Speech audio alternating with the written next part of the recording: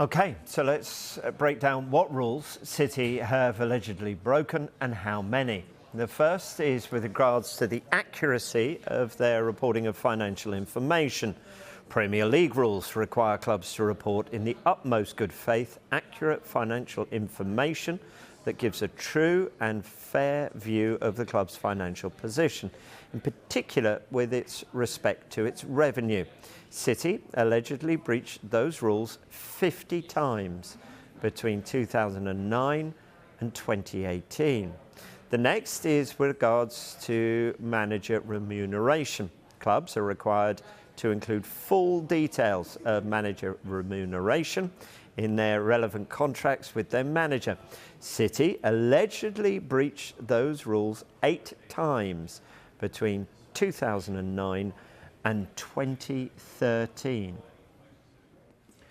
The Manchester City manager for that period was Roberto Mancini, who led them to their first Premier League title. The next is regards to player remuneration.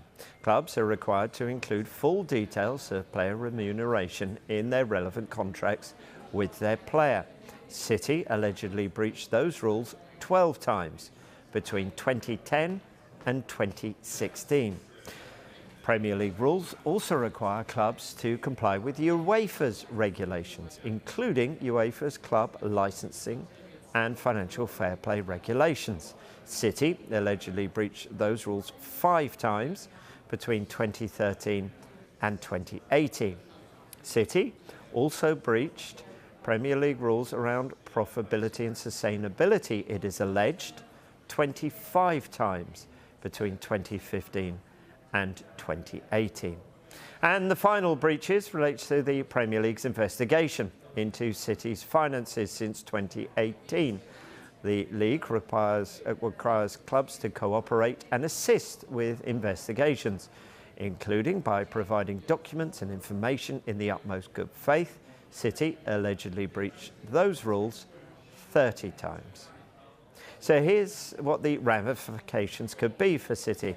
An independent commission will review the alleged breaches, and they then have the power to do the following: suspend a club from playing league matches, deduct points, recommend that league matches be replayed, recommend the league expels the respondent club, order compensation, cancel or refuse registration of players, conditional punishment, order club to pay costs, or make other orders as they see fit. So that's the situation as it stands at this moment. Let's dig a little deeper into this. Delighted to say we can speak to the sports lawyer, Stephen Taylor Heath from JMW Solicitors. Thank you very much for joining us. Can you explain just how severe these charges are against Manchester City? Well, I think Cave and your piece there really, in a short space of time, very well summarises the current situation and the extent of the charges that are being brought, both in terms of volume and the period over which it relates. The interesting thing as well, particularly, is that the allegations in relation to the statements, the accounts, seems to be from 2009 to 2017, but now we're in 2023, and the charges in relation to the 6 years after that relate to the disclosure of information and cooperation with the Premier League. And now we're at the point where they're effectively convening an independent commission to for that independent commission to actually look into these charges. Yeah, okay.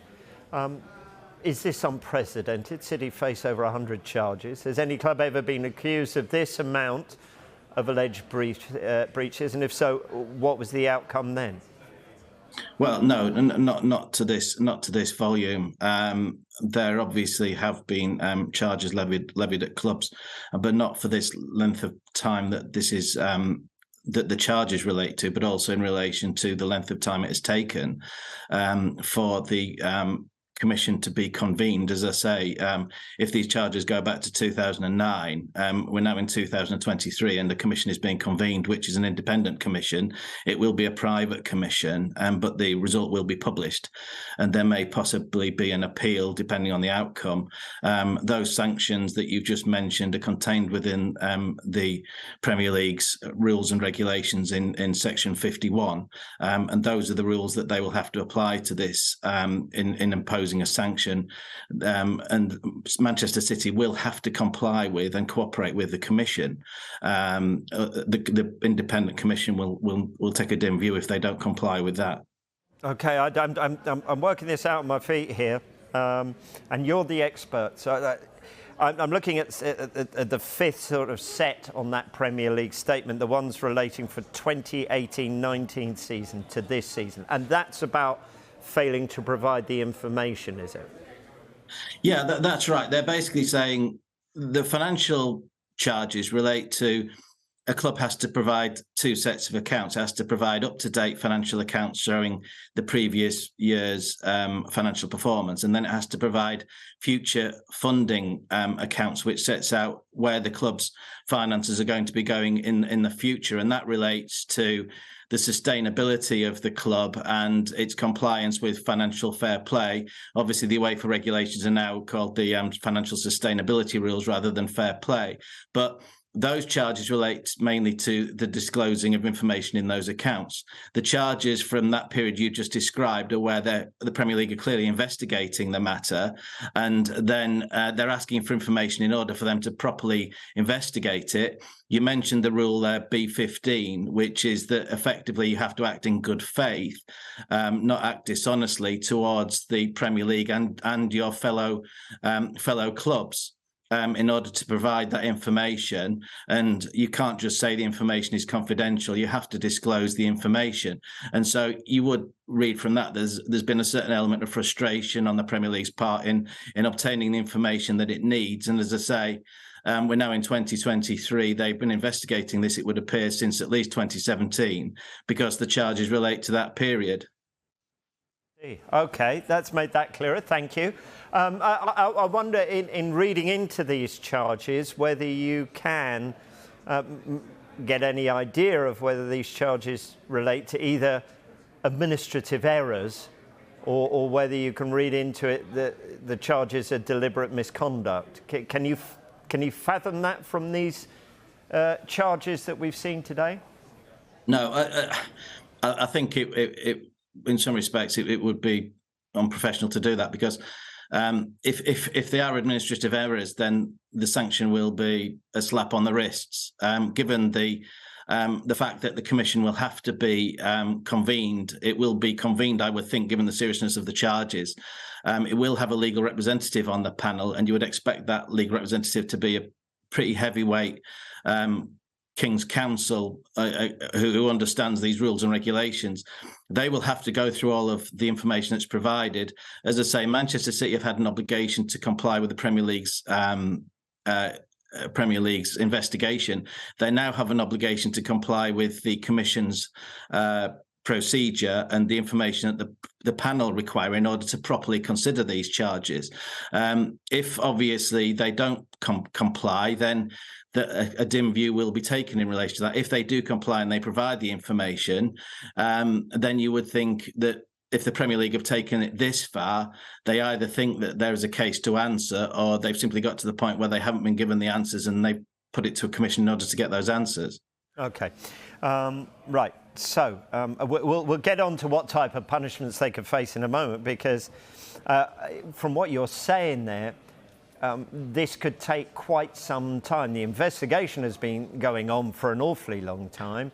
You're talking about convening this commission, but I would think from both parties, is there a desire to get this through as quickly as possible, and would that be possible to do? Well, it's as you say, it's been going on for several years. The fact that the charges in relation to the accounts date back to 2009, you would obviously expect that, given this length of time, now that a commission is being convened, they will want this to be a proper fair process, and they will want the panel to be able to consider all of the relevant information.